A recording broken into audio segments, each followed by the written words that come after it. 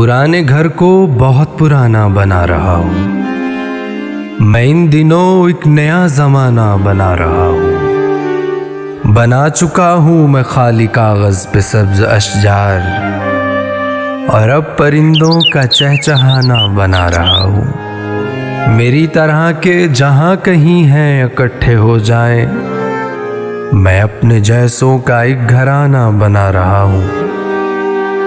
پرو رہا ہوں پلک پلک اپنے آنسوؤں کو، میں اپنی تسبیح دانہ دانہ بنا رہا ہوں۔ مجھے کسی روز اپنی جانب پلٹنا ہوگا، زمین کے نیچے ایک آشیانہ بنا رہا ہوں۔ تجھے بنایا گیا ہے شاعر کے خواب جیسا، تجھے میں کچھ اور شاعرانہ بنا رہا ہوں۔